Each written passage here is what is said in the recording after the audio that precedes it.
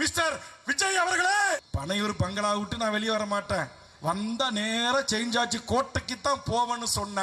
அப்படி எடுத்த உடனேயே உனக்கு வாக்களித்து அனுப்புகிற மடையர் கூட்டம் அல்ல என் தமிழ் சமூகத்தின் கூட்டம். ஒரு சாதாரண இருசக்கர வாகனத்தையே நண்பர்கிட்ட கேட்கும் போது உனக்கு ஓட்ட தெரியுமா, லைசன்ஸ் இருக்கா, பாதுகாப்பா ஓட்டுவியா என்று கேட்டுவிட்டு கொடுக்கிற என் தமிழ் சமூகம் 7 கோடி மக்களை ஆளுகின்ற இந்த நாட்டுடைய முதலமைச்சர் என்கிற அரியாசனத்தை திரைத்துறையில் நடித்தார் என்பதற்காக உனக்கு தருவார்கள். அதுவும் அவர் கிங் மேக்கரா இருக்க மாட்டாராம், அவரே கிங்கா தான் இருப்பாராம். டேய், கிங்கா இருந்தவன் தாண்டா நாங்கெல்லாம் அங்க உட்கார்ந்து இருக்கிறோம்.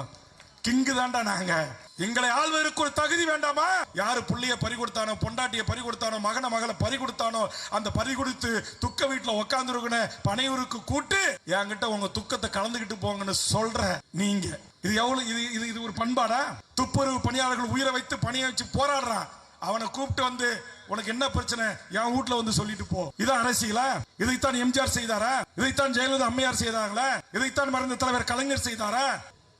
விஜய் அரசியலுக்கு வா, ஒரு 10 ஆண்டு காலம் இரு, கவுன்சிலராவு, உன் கட்சிக்காரனை கவுன்சிலர் ஆக்கு, நீ எம்எல்ஏவுக்கு நில்லு, எம்பிக்கு நில்லு, மேயராவு, சேர்மனாவு. அரசியல்னா என்ன கத்துக்கு, நாடாளுமன்றம்னா என்ன கத்துக்கு, மக்களவையில் எத்தனை பேர் இருக்கிறாங்க, மாநிலங்களா என்ன, சட்டமன்றம்னா என்ன, நாடாளுமன்றத்துடைய 2 அவைகள்னா என்ன, கூட்டுக்குழுனா என்ன, எத்தனை துறைகள் இருக்கிறது, விவசாயம், நெடுஞ்சாலை, போக்குவரத்து, பள்ளிக்கல்வி, இப்படி எத்தனை துறைகள் இருக்கிறது, அந்த துறையினுடைய தலைவர்களுடைய வேலை என்ன, துறை செயலாளர்களுடைய தேவை என்ன, இதையெல்லாம் தெரிந்து கொண்டு ஒரு 10 ஆண்டு காலம் இந்த மண்ணுக்கும் மக்களுக்குமான தலைவனாக பணியாற்றிவிட்டு அதற்கு பிறகு இந்த நாட்டு மக்கள் இடத்திலே வந்து நான் அனுபவம் பெற்றிருக்கிறேன், நான் சட்டமன்ற உறுப்பினராக பதவியிலே 10 ஆண்டு காலம் அனுபவம் பெற்றிருக்கிறேன், 5 ஆண்டு காலம் அனுபவம் பெற்றிருக்கிறேன், இந்த நாட்டை வழிநடத்துகிற தகுதி எனக்கு இருக்கு, அதனால் எனக்கு வாக்களியுங்கள் என்று கேளுங்கள் மிஸ்டர் விஜய் அவர்களே.